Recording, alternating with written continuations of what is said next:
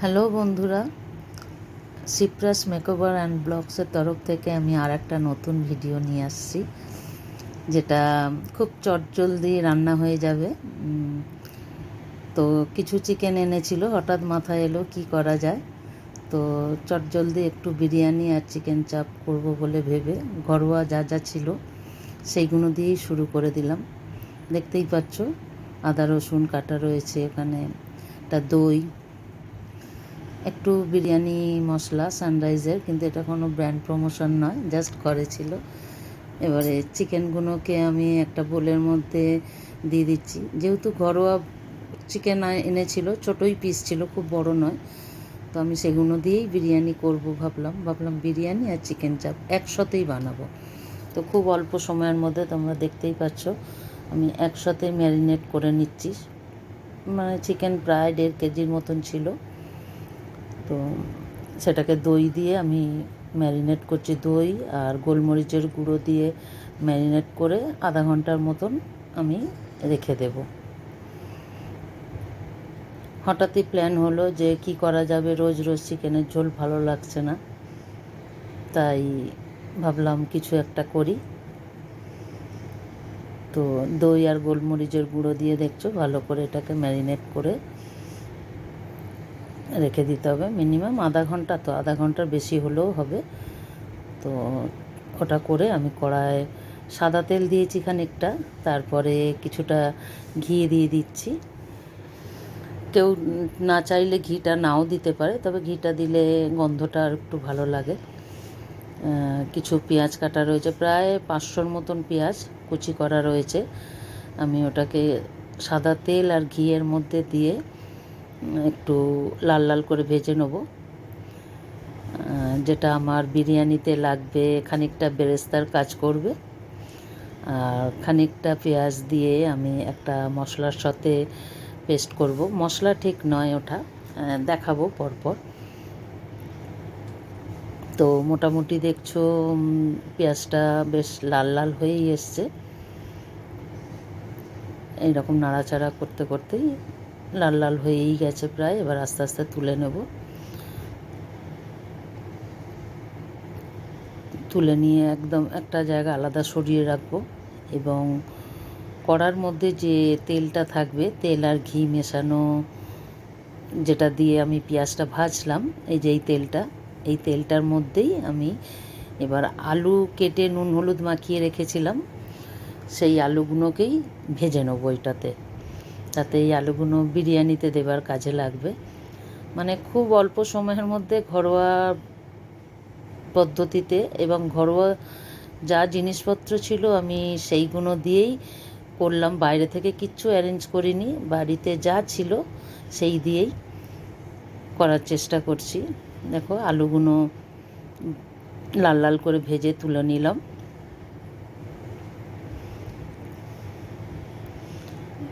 এবার একটা প্যানের মধ্যে শুকনো খোলায় আমি ভেজে নিচ্ছি কয়েকটা দারচিনি, লবঙ্গ আর এলাচ, আর তার সাথে দিয়েছি 2-3টে শুকনো লঙ্কা। তার উপরে কিছুটা দিয়ে দিচ্ছি আমি জিরে, জিরে। এটা একটু শুকনো খোলায় নেড়ে নিয়ে এটা আমি কিন্তু একটা মিক্সিতে একটা গুঁড়ো করে নেবো, একটা মশলা তৈরি হয়ে যাবে, যেটা আমার কাজে লাগবে। আমি চাপের মধ্যে দিতেও আমার কাজে লেগে যাবে, প্লাস বিরিয়ানিতেও দিতে পারবো। মানে এমন এমন মশলা দিচ্ছে যাতে দুটোতেই লাগে। এবং শুকনো খোলার মধ্যে ভেজে নিচ্ছি তিল, সাদা তিল আর একটু চারমগজ, এটাকেও শুকনো খোলায় আমি একটু ভেজে নিচ্ছি। জাস্ট একটু গরম করে নেওয়া, লাল লাল কিচ্ছু না, জাস্ট একটু কড়া করে নেওয়া, যাতে মিক্সিতে গুঁড়ো করতে সুবিধা হয় এবং একটু ফ্লেভারটাও ভালো আসে। তো যে মশলাগুলো ভেজে রেখেছিলাম ওগুলো একটু ঠান্ডা হয়ে যেতেই এবার মিক্সিতে আমি গুঁড়ো করে নিলাম। এই গুঁড়োটা কিন্তু আমি চাপেও ইউজ করব এবং বিরিয়ানিতেও দেবো। এবার চারমগজ, তিল আর কাজু, কিছু কাজু দিয়েছি, চারমগজ, তিল। আমি এখানে পোস্তটা ব্যবহার করিনি, করিনি ইন দ্য সেন্স ছিল না, বাড়িতে শেষ হয়ে গেছিলো, তো আমি এইগুলো দিয়েই করছি। বললাম যে ঘরোয়াতে যা ছিল আমি তাই দিয়েই করার চেষ্টা করলাম। এবার ওই যে বেরেস্তা ভেজে রেখেছিলাম ওটার খানিকটা দিয়ে এই পেস্টটার সাথে একসাথে পেস্ট করে নেব, যেটাতে রয়েছে তিল, চারমগজ, কাজু বাদাম আর বেরেস্তা। দেখো পেস্টটা এইরকম হবে, মানে ভীষণই ঠিক একটা ব্যাপার হলো। এবং এটা দিয়েই তো গ্রেভিটা হবে না, চাপের যে গ্রেভিটা এইটা দিয়েই হবে, কারণ আলাদা করে তো আর তেমন কিছু মশলা পড়ছে না। এইবারে আমি আদা, রসুন আর কিছু কাঁচা লঙ্কা এটা আমি মিক্সিতে পেস্ট করে নিচ্ছি।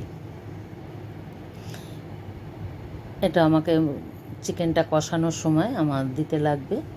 এই যে দেখছো সুন্দর করে পেস্ট হয়ে গেছে। এইবার আমি একটা জায়গায় হাঁড়িতে ভালো করে চালটা ধুয়ে, আমি 4 ঘন্টা আগে ধুয়ে রেখেছিলাম দেরাদুন রাইসটা। তো এবারে এটা গরম জল বসিয়েছি প্যানে, দিয়ে কিছু ওই যে দারচিনি, গোটা গরম মশলার মধ্যে আর 2টো তেজপাতা দিয়ে, আর দিচ্ছি একটু সাদা তেল। ওই গরম জলের মধ্যেই নুন দিয়ে দিচ্ছি, দিয়ে এবারে একটু দিয়ে দিচ্ছি সাদা তেল, যেটা কি না ভাতগুলো মানে ঝরঝরে থাকবে এবং একটার সাথে একটা লেগে যাবে না। দেখো তেলটা দিয়ে দিলাম এবং জলটা গরম হয়ে যাচ্ছে, গরমও হয়ে গেল। এবার আমি চালগুলো আস্তে আস্তে হাতে করে তুলে তুলে এই যে দিয়ে দেবো। চালগুলো এমনি অনেক বড় বড় দানা হয়ে গেছে, কারণ প্রায় 4 ঘন্টা ভেজানো ছিল। তো দেখো এই গরম জলের মধ্যে চালগুলো ছেড়ে দিলাম, দিয়ে ভালো করে একবার নাড়িয়ে আমি ঢাকা দিয়ে দেব। এটা সেদ্ধ হতে দেবো, একটু হাই ফ্লেম করে দেবো, কারণ যাতে ফুটে ওঠে তাড়াতাড়ি। ঢাকা দিয়ে দিলাম, দেখছো ফুটে অনেকটাই সেদ্ধ হয়ে এসছে। দেখি কতটা সেদ্ধ হয়েছে। না, একটু শক্ত আছে, আমাকে আরেকটু নরম করতে হবে। তো আবার একটু ঢাকা দিয়ে দিচ্ছি, দিয়ে এইবারে মোটামুটি 5 মিনিট মতন ঢাকা দিয়ে রাখতেই মোটামুটি হয়ে এসছে। দেখো চালগুলো কতটা লম্বা হয়ে গেছে।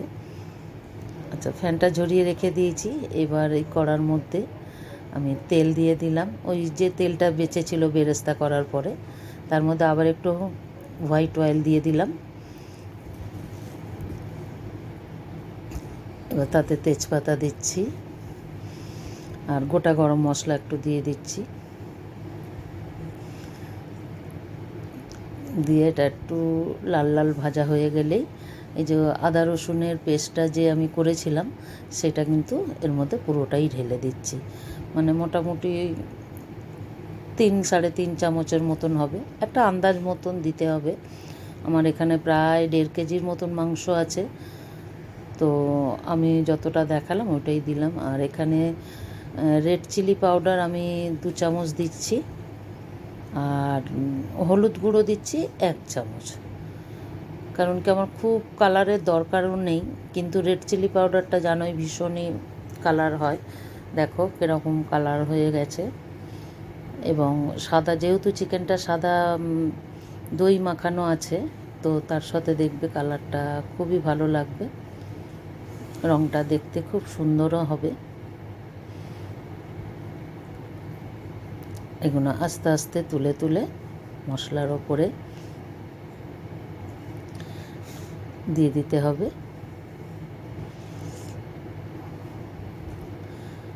আস্তে আস্তে দিয়ে দিচ্ছি। এতে নানা রকমের পিস আছে, বুঝতেই পারছো ঘরোয়া মাংসের জন্যই মাংসটা আনা হয়েছিল, সেইভাবে প্রিপারেশন ছিল না যে চাপ হবে বা চিকেন হবে।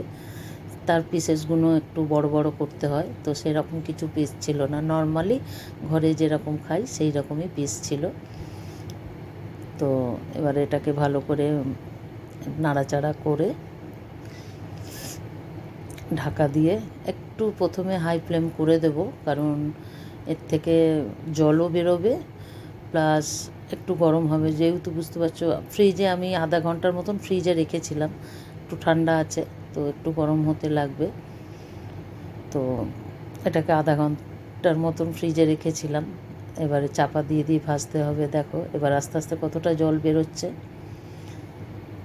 এখানে কিন্তু আমি কোনো এক্সট্রা জল আর দেব না। এই যে চিকেন থেকে বা দই থেকে যেটুকু জল বেরোচ্ছে এটা দিয়েই কিন্তু পুরোটা মাংসটা সেদ্ধ হয়ে যাবে, এবং এতে আর আলাদা করে কোনো জল দিতে হবে না।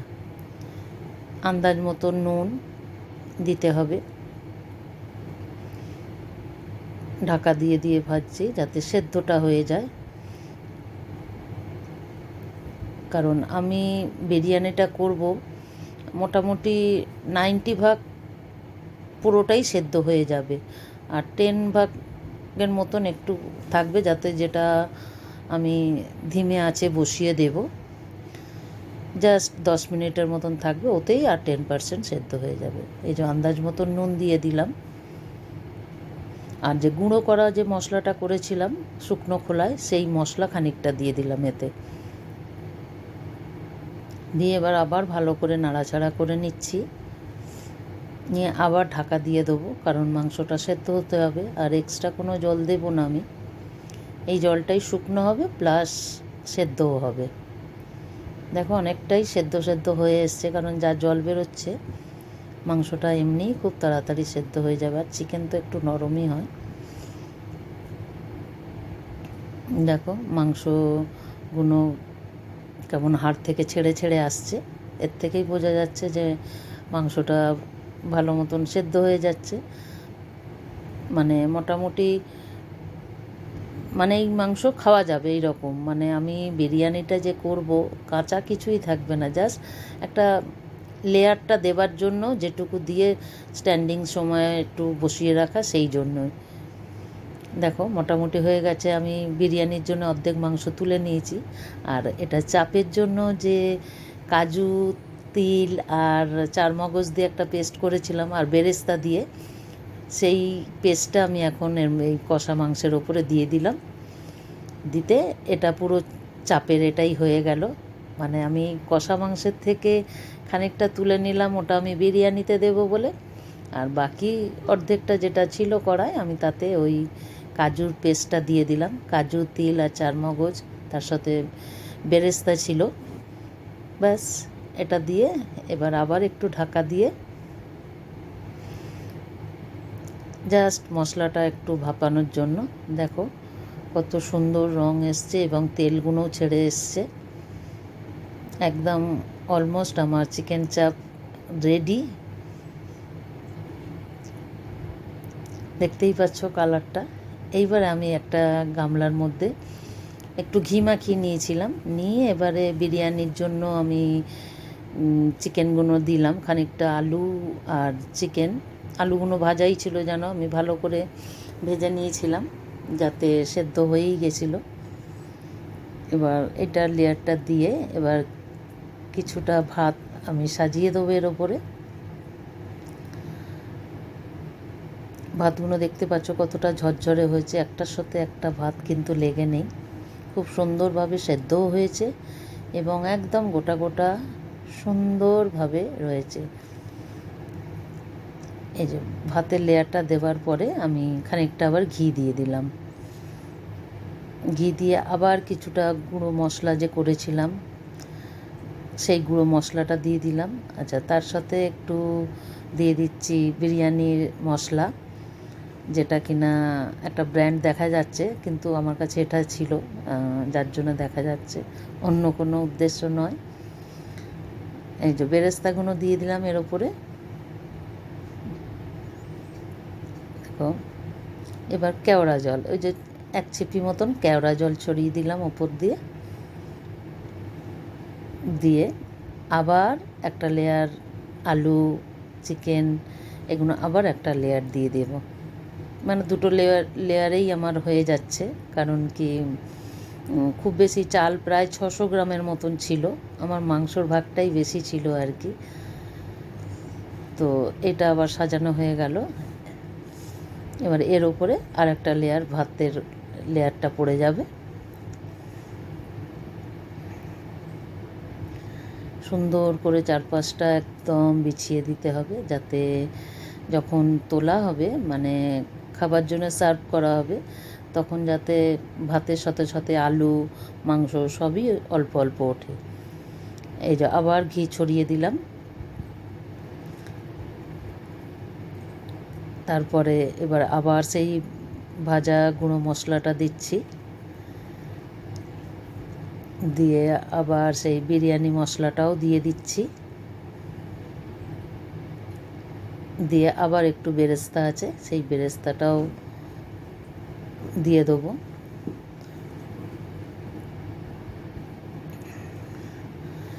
আচ্ছা, এখানে আর একটা কথা বলি যে আমি কিন্তু কোনো রকম ফুড কালার ব্যবহার করিনি, এখানে কোনো কালার আমি ইউজ করিনি, কারণ আমি একদম ঘরোয়া জিনিস বানাচ্ছি যেহেতু।